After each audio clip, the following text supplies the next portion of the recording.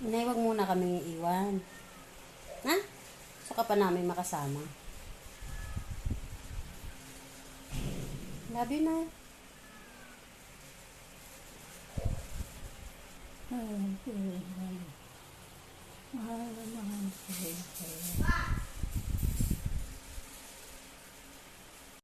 So ayan mga best, binilhan ko ang aking 93 years old na loving grandmother ng recliner chair. Ayan.